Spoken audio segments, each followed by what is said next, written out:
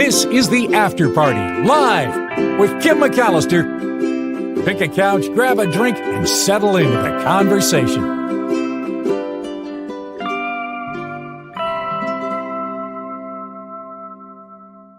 It is The After Party live, and I have to start my little music.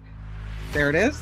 Nice to see you. I hope you had a really good weekend, whether you were celebrating Easter or Passover or whatever, or just hanging out by the pool, whatever it was great weather. And I hope you made it a really good one. And now welcome back here on this Monday, this crazy Monday, with another presidential speech. Yeah, I know we don't talk politics on the show, so we're just going to kick that out. I'm trying to transition from one thing to another, and I'm sorry I shouldn't have mentioned it, but here we are. And you know what I can do immediately to rectify that? I can bring you the baby eaglets. I'll do it immediately. Here's the live cam. It is happening as we speak. Look at the little eaglets. There they are in Big Bear. They've pipped, they've cracked through the shells, and now there are two more bald eagles in the world. They're being fed by Jackie and Shadow, their parents. And look how cute that is. And this is perfect timing because I was bringing up the live cam just before coming on to the show. And it was just the mother eagle, Jackie, sitting in the nest. You couldn't see the babies. And now, just in time, we get this amazing view of of her feeding her babies. Look how cute that is. Oh my goodness. That's adorable. Yep. What a sight. Oh, super special. So the eagles hatched over the weekend. The first eaglet hatched from its egg at about 9:30 p.m. Saturday. This according to the Friends of Big Bear Valley. It's not considered completely hatched until it's completely free of its shell. So the chick popped its head out of the shell, and then the second egg had a pip at that point. The video from the first eggs pipping on Friday gave a chance to hear the small chirps from the newest eaglet. Listen to that. Speaking of chirp, it's perfect timing today. Oh my goodness. The Friends of Big Bear Valley said it can take anywhere from 24 to 48 hours for a chick to fully hatch after the initial pip, and then they grow really fast. They reach 3 feet tall in just over 2 months. So they're now on a growing surge, I would say, as they're being fed by their parents. Super, super cute. The second eaglet hatched just before 9 a.m. on Easter Sunday, about 12 hours after its sibling. And now they're keeping them fed, the parents, with small pieces of fish and other prey that they kind of place gently into the beaks. Really, really sweet. Yeah. And they're getting to see sunshine for the very first time. Both of the chicks appear to be healthy, so that's good. And now there's this big push to name these eaglet chicks. They say they're going to do it the same way they did it last time. They're going to have the local third graders in the area vote. And it's something that brings the community great joy to be able to name these eaglet chicks. Could you not just watch that all day? I mean, come on. If anything takes our mind off of what's happening in the world, it's got to be this. Just the sweetest. Look at that. The growth spurt. Thank you. I appreciate it. Yes. I love your comments. She's a good mommy. Yeah. Look at those eaglets. Love it. So cute. Love it.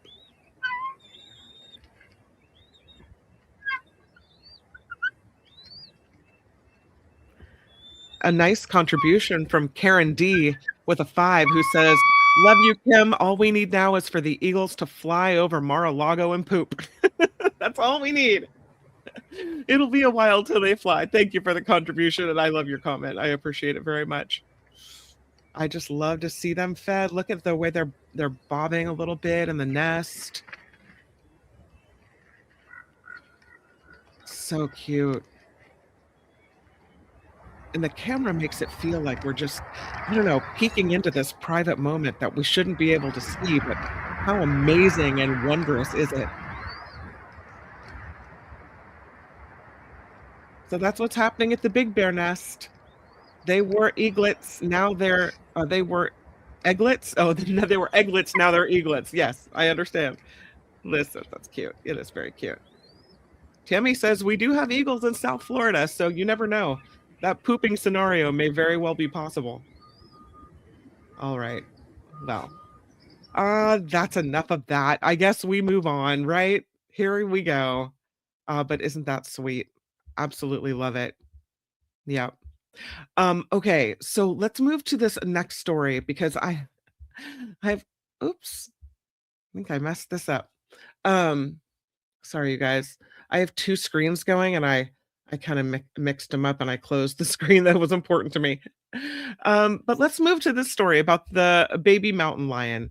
How sweet is this one? This was a little mountain lion cub that's been rescued and is now at the Oakland Zoo getting some assistance.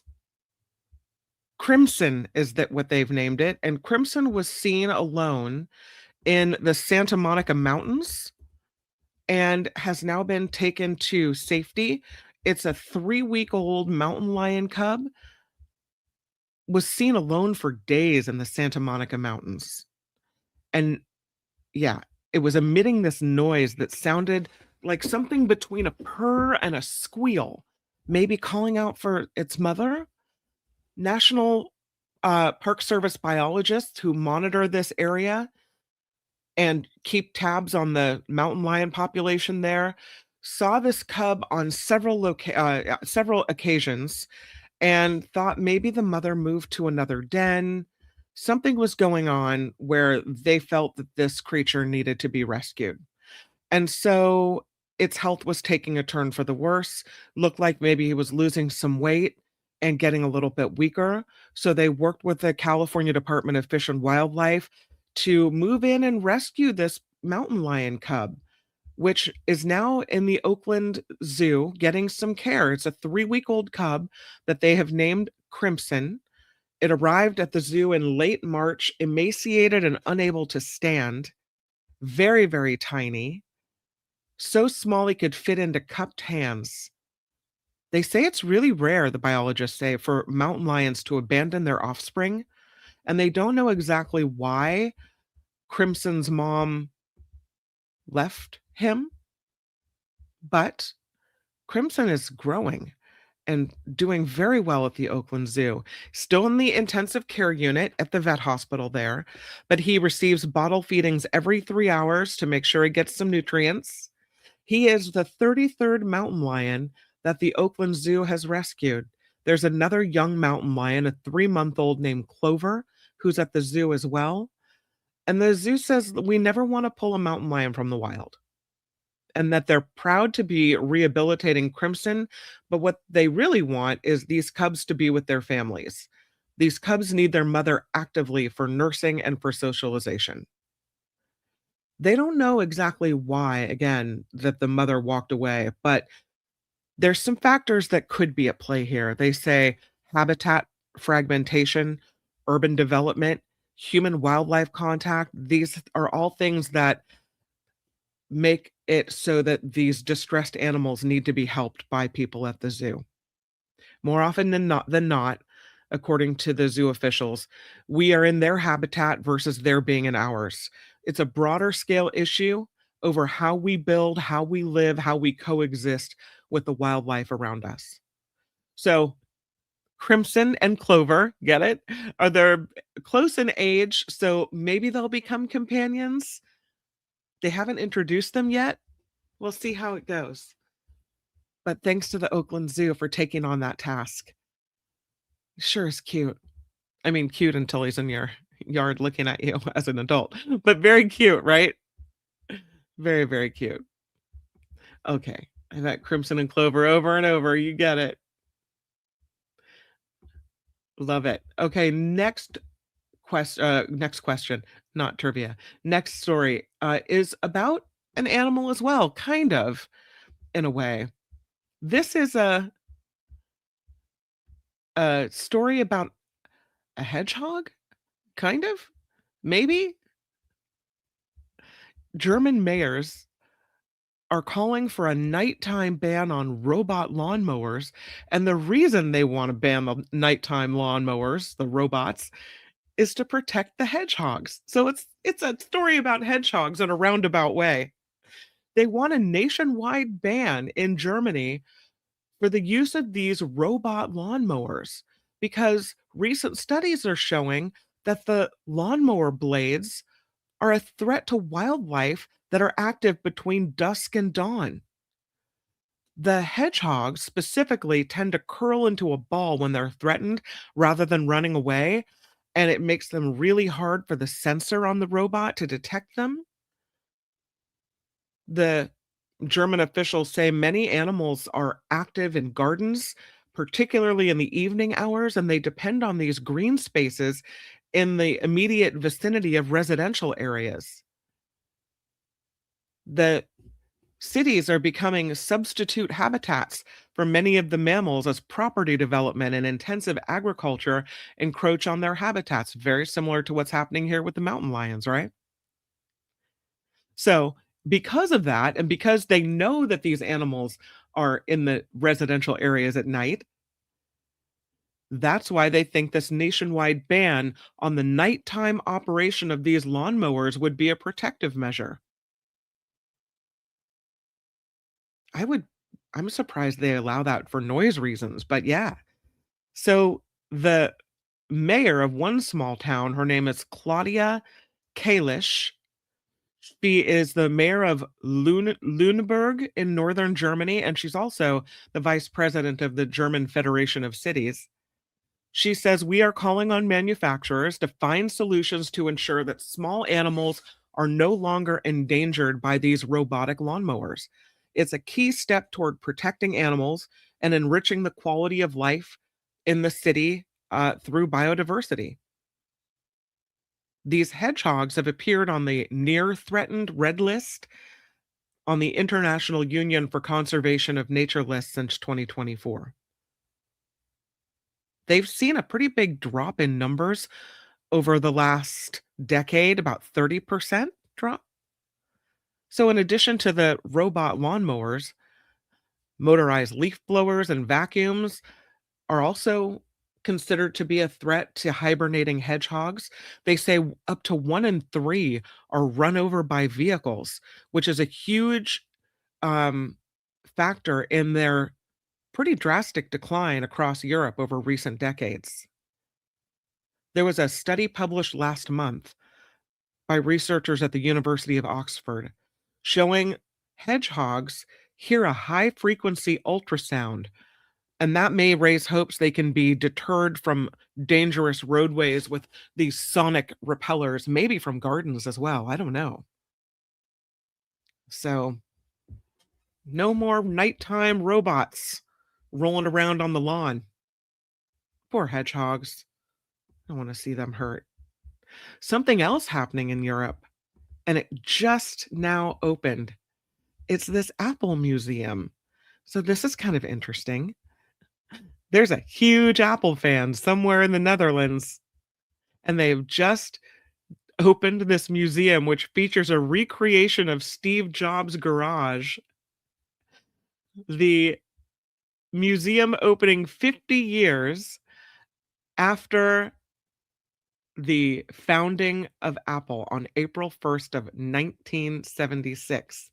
And now in the city of Utrecht in the Netherlands, we have this new Apple museum that opened on, I think they opened it on April 1st or April 2nd. We know this happened kind of, most of us, I think, are in the Bay Area, maybe a few in Florida, but this happened in the Bay Area, Los Altos, in a garage. Steve Jobs, Steve Wozniak creating Apple founding the company. But in the Netherlands, I guess there are big Apple fans everywhere, right? They've opened this museum in celebration of the 50-year anniversary of the founding of Apple.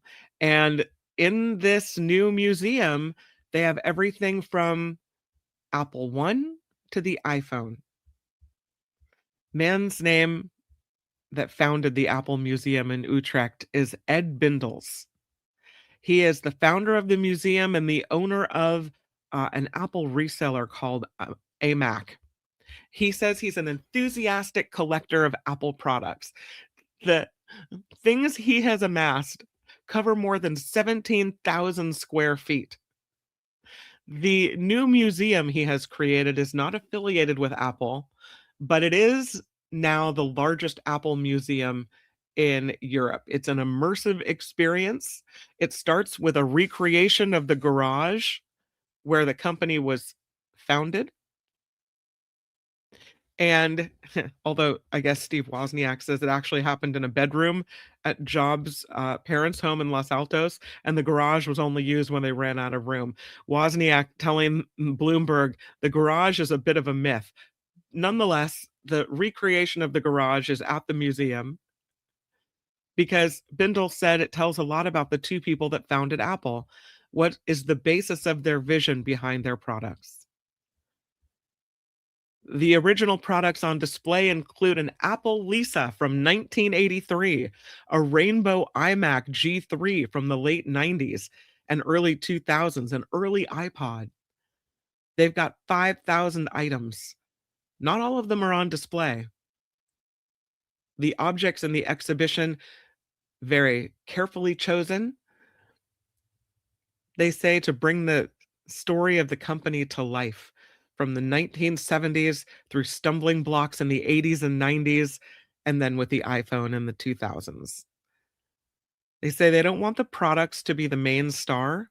They are there to tell the story, and that's why they select only just a few items. So there it is.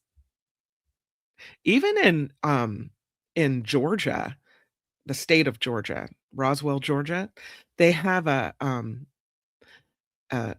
art exhibition at the MIMS Museum of Technology and Art. It's called Inspire: 50 Years of Innovation from Apple. The founder of that museum says Apple has not only survived for 50 years, it has become one of the most influential, widely recognized companies in the world. And these artifacts tell a story of a small startup that grew into a company and then reshaped modern life. So a lot of love for Apple. A lot of seems like lot of people celebrating 50 years. And I guess it makes sense. I mean, if you look at, you know, the impact that Apple and the products have had on society and our life, from iPhones to iPods to iPads. Yeah. We'll go to something a little more dark. This is a hiker that was in Arizona, stung more than 100 times by bees. Horrible. This person left in critical condition, had to be airlifted out of the mountain north of Phoenix by rescue teams and transported to the hospital. This is, I would say, not a fun hike. No. Scary. The hiker was on a mountain trail on Easter weekend. He was reported to have more than 100 stings that left him unable to continue his descent from the summit of Lookout Mountain Preserve in North Phoenix. So technical rescue teams from Phoenix and Glendale responded, and coordinated a hoist operation to extract him from the mountain through an airlift in a Firebird 10 helicopter. From there, he was transported to a waiting ambulance at the trailhead. The fire department urging hikers to avoid disturbing hives, skip wearing scented products when outdoors, wear light-colored clothing, and they say if you encounter a storm, run away quickly and protect your head and your face. There's a professor at Arizona State University entered by The Guardian. They say the venom from repeated bee stings effectively crushes your muscle. I didn't know that. The bees in Arizona can be highly aggressive, and they say it's not uncommon for someone to be stung hundreds of times in a single incident. It's always about the bees protecting their queen bee. If you get attacked, they say if you encounter a bee colony, keep your mouth closed, cover your mouth, and then run as fast as you can. There have been some other recent incidents as well. 5 people were stung in recent instances, with one hospitalized after a swarm disrupted a woman's lacrosse game at a university campus in Tempe. I think we have that story here on the After Party Live as well. Oh yeah. This story I had to bring you, even though it's rather dark. Mhm. It's a story about an Easter Sunday egg hunt. And instead of eggs, a family in Long Beach uncovered human remains. I mean, I don't know. This is an egg hunt gone wrong in the worst way possible. Here's the park. Yeah. This is a family Easter egg hunt that was underway in Long Beach. And the Long Beach police say that egg hunt came to a quick end after what they found. They had to call the police because of potential human remains at DeForest Park at about 5 p.m. Sunday evening. Medical examiner was called out. They're investigating. They don't know yet if the remains are human. They're waiting for more information, but it's an ongoing investigation now. There's yellow police tape up at the park in an area with brightly colored eggs.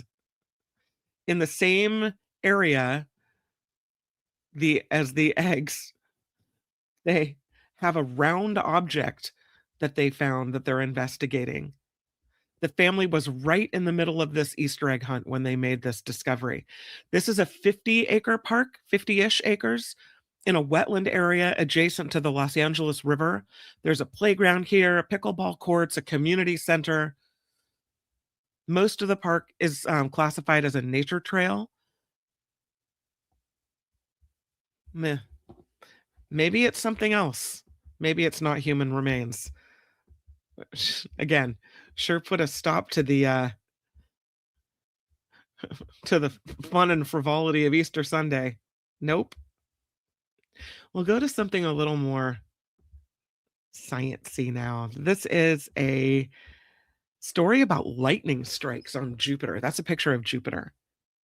And the new study that is out really gives scientists a better picture of the intense storms that happen on Jupiter. They say the lightning strikes that happen there are 100 times as powerful as those that happen here on Earth. Jupiter, the largest planet in our solar systems, and it has huge storms. Some of these storms can last for centuries, and they come along with really powerful bolts of lightning. Data from NASA's Juno spacecraft and a fortuitous lull in some storms have allowed scientists to calculate that Jupiter regularly sees lightning flashes that pack 100 times the energetic punch of those on Earth, maybe even stronger than that. The study, published March 20th in the journal AGU Advances, helping scientists better understand these storms, these giant storms that happen on Jupiter. They had previous missions that detected lightning on Jupiter, but they only could detect the most powerful flashes on the dark side of that planet. So in 2016, Juno started orbiting Jupiter, and one of its instruments was able to pick up radio waves produced by this powerful lightning, even though the tool wasn't designed to do that. The scientists realize multiple storms are usually occurring across Jupiter, and that did make it hard for Juno to tell which one produced the lightning it sensed. And because of that, they had some problems figuring out the power of each of those strikes. UC Berkeley, scientists involved in this study, co authoring it, they say they got really lucky in 2021 and 22 when the storms let up in part of Jupiter's northern region. And that was what allowed them to zero in on just one storm at a time using the Hubble Space Telescope's Juno camera images and citizen science as well. They said because we had a precise location, we were able to say, let's just look at this one. We know where it is. We're directly measuring the power. So Juno analyzed 4 storms and found they averaged 3 lightning strikes per second. They detected 613 pulses, which ranged in power from a bolt on Earth to 100 times more that energy. A flash of lightning here on Earth unleashes about 1 billion joules of energy. That amount of power could power about 200 homes for an hour. That's how powerful it is. So they said it was pretty exciting to see that they could capture the majority of lightning pulses at radio wavelengths. And before they had some question about whether they might be catching only the strongest pulses and missing the weaker ones. And they say, listen, if we could be completely underestimating the power, it might be much stronger than that. Maybe 10,000 times as powerful as those on Earth. They said it's like if the entire lightning flash is the Loch Ness monster, we can only speculate about how big the monster could be. So, yeah, that's some big storms right there. They say this is interesting, that it also has implications for the search for life, since the energy carried by the bolts can trigger chemical reactions that could lead to organisms developing. Now, they say Jupiter probably can't support life as we know it. Similar flashes on a more habitable world, though, could maybe spark life. There are some scientists that think that's how microbes got kickstarted here on Earth. One of the lightning physicists at Cardiff University in Wales wasn't involved in this work, but said if you want to have complex chemistry, it can only come from volcanoes or lightning. The more energetic the lightning, the more chemistry you are producing. So interesting. All right, should we get to it? I know it's going to be a little bit of a shorter show, but perhaps we should, I don't know, hide in a cave? What do you think? I have a list of the most beautiful caves worldwide. And the first one takes us to Vietnam. And I think we've been to this cave before, but I think it's never a bad thing to see another picture of it and to check it out. It is really cool to see the kind of structure of the inside of these caves. And I have a photo, a website, and here it is. Look at that. This is Sun Dune Cave in Vietnam. And I think this is the one we talked about that was recently discovered. It is the largest cave in the world by volume.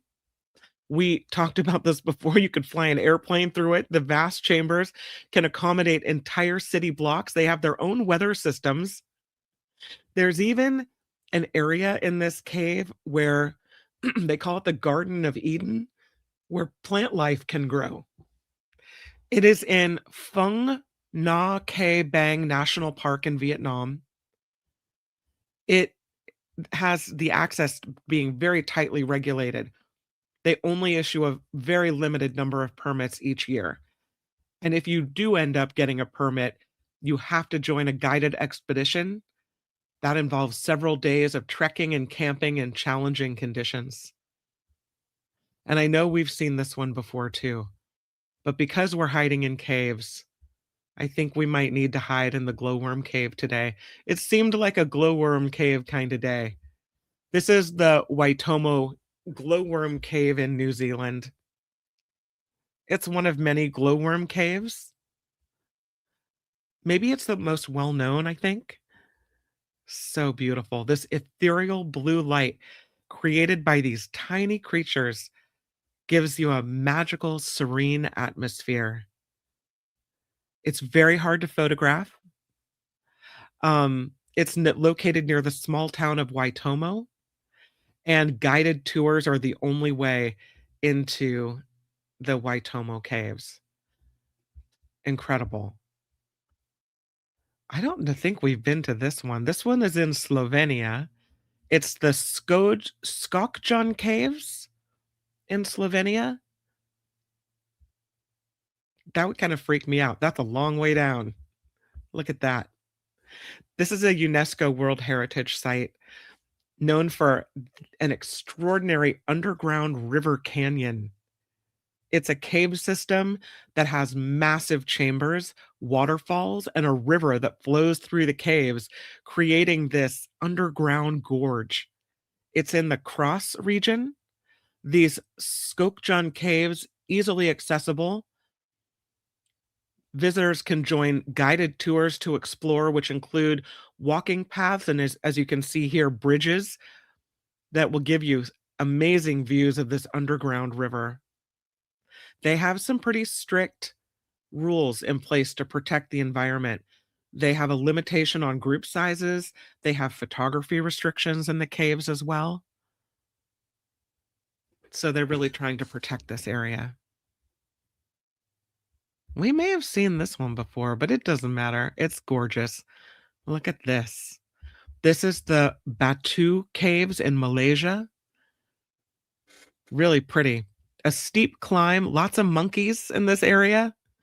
The caves are a series of limestone formations, including Hindu temples and shrines. The temple cave is the main attraction here.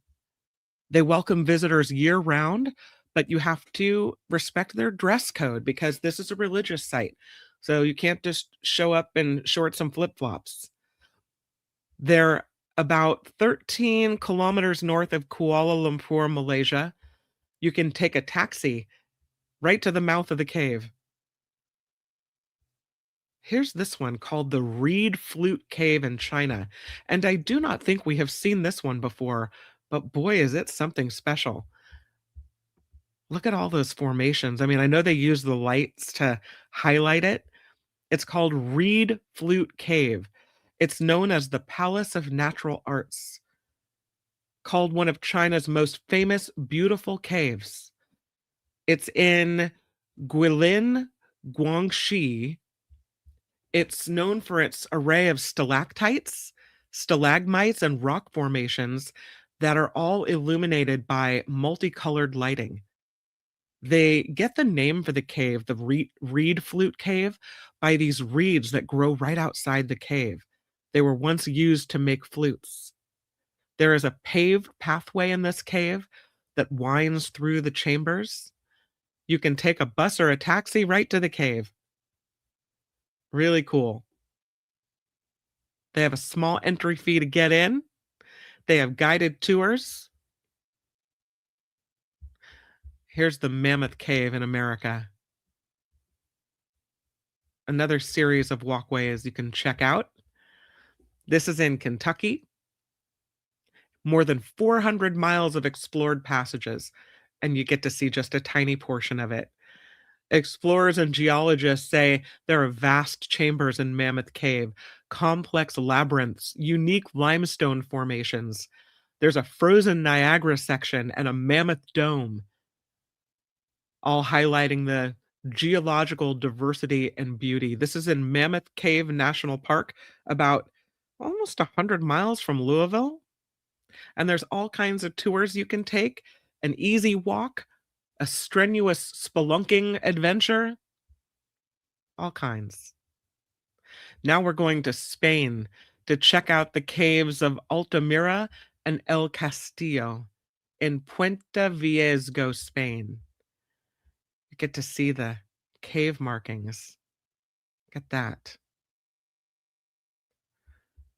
Let's see the cave art. Northern Spain and southern France have these caves you can visit. Altamira is no longer open to the public, but you can enter caves created as exact replicas in this area. Cuevo de la Castello in Puente Viejo is one of the few original non-replica caves. You go in with a guide rather, and see the cave drawings there, handprints lining the walls. Amazing. The technology developed in the last 20 years determined that some of these drawings are 40,000 years old and may have been put there by Neanderthals. For regular people, photos are not permitted in the cave. So I know we've been here before, but we got to go back because it's just so cool. Look at that cave. Again, this is the list of the most incredible caves in the world, and this one is Fingal's Cave in Scotland, with these hexagonal columns formed by volcanic activity, looking like this incredibly cool geometric pattern, like people put it there. Gorgeous. The cave's natural cathedral-like structure, combined with echoes of the waves, produces a haunting, melodic sound that has inspired composers and artists. Composer Felix Mendelssohn visited in 1829 and then wrote the Fingal's Cave Overture. Overture Opus 26. They call it the Fingal's Cave Overture.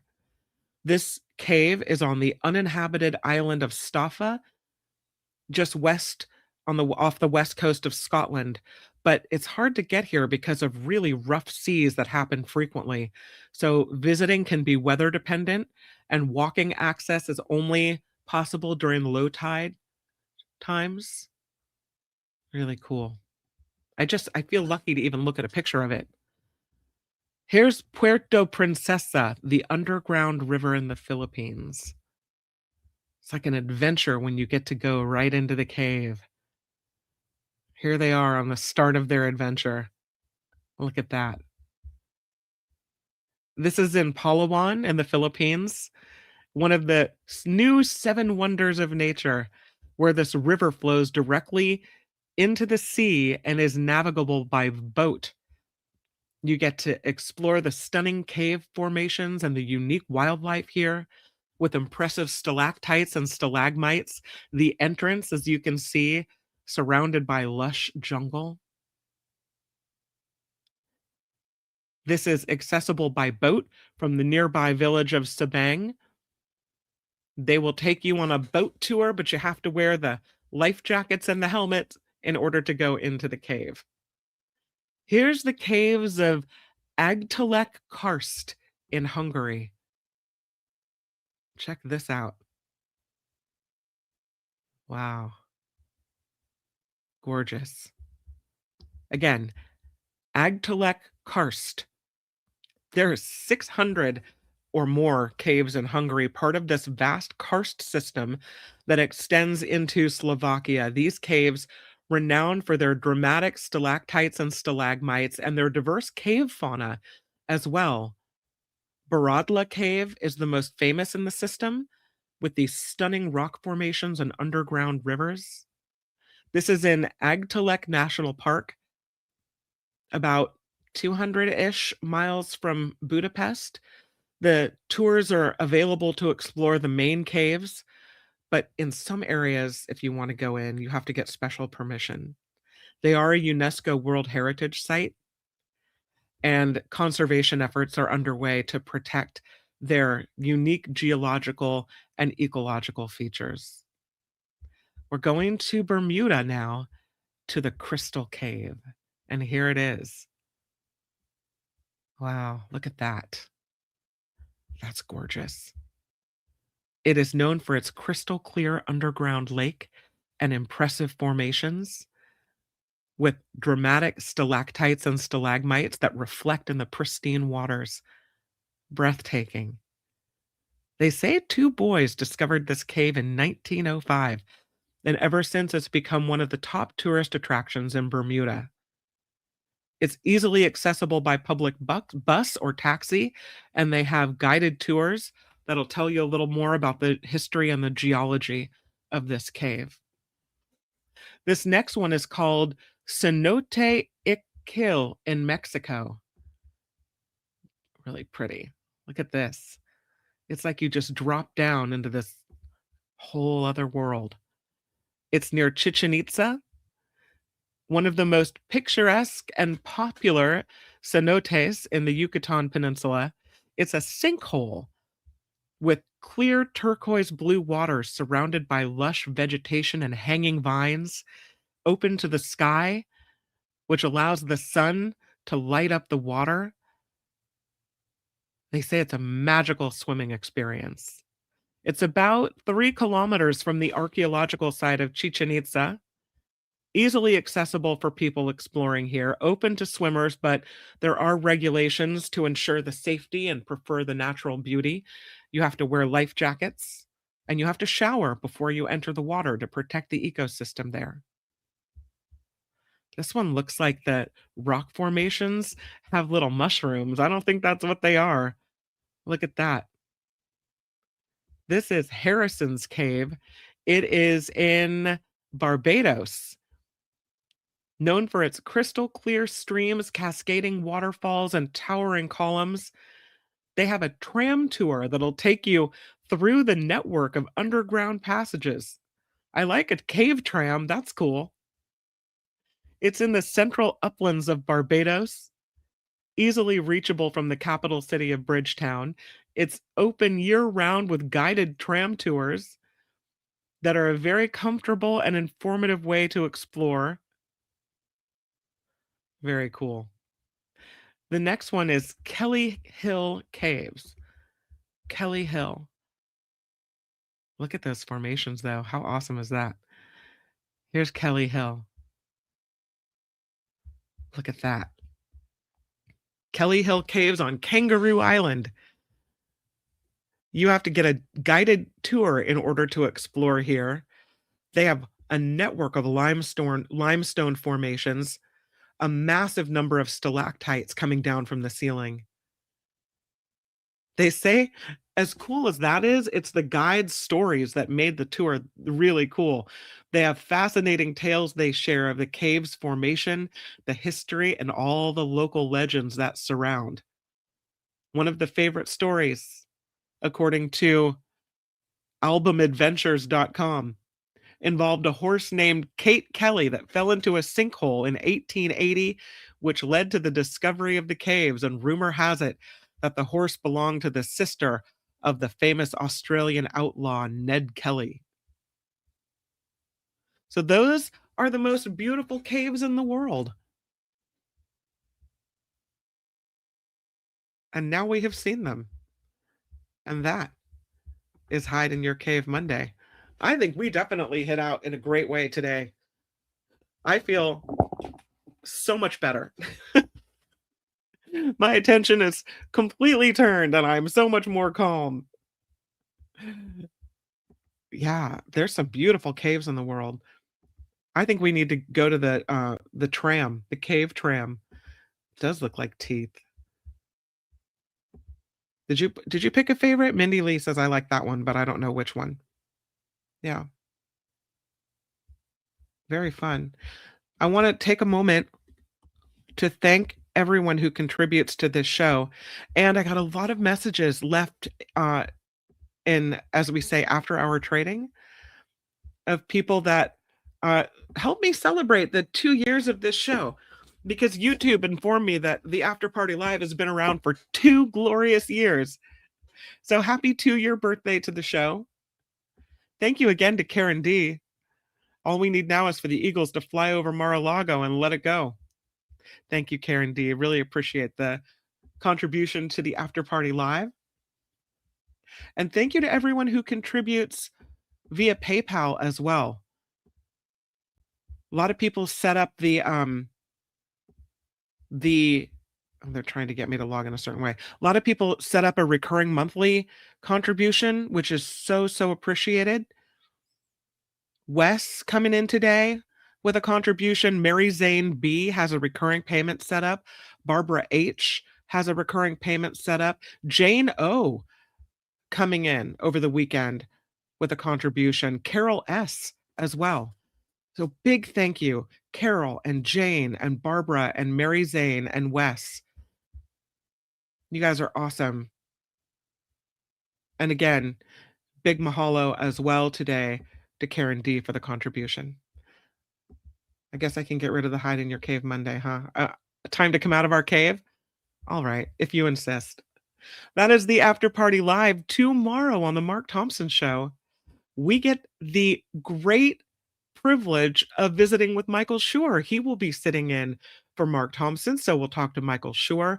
We'll have a lot of news to talk about, and David K. Johnston will be on the show. And again, that is on the Mark Thompson Show. Starts at 11:30 a.m.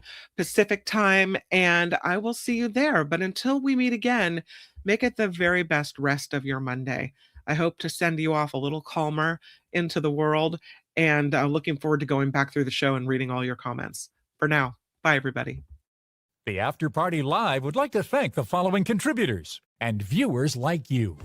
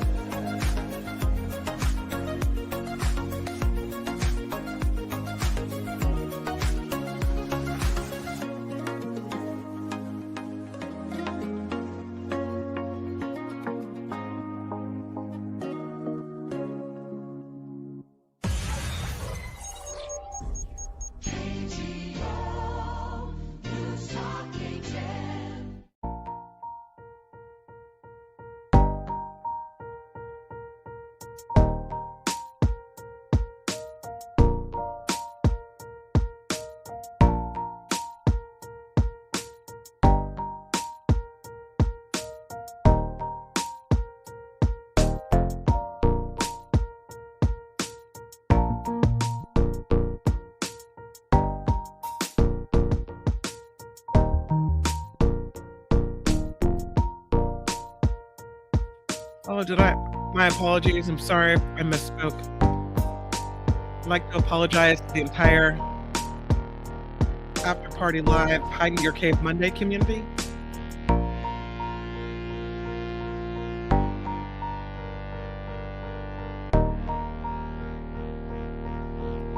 Woohoo, Nancy, 2 years. Super awesome.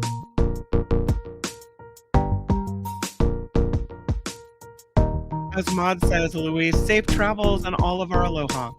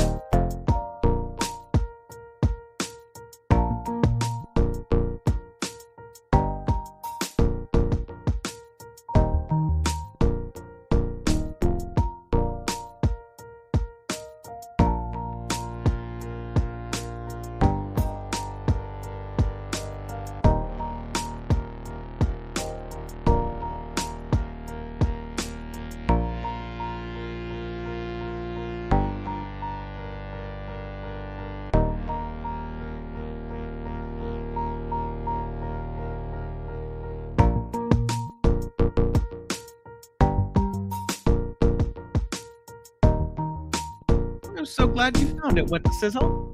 You're awesome.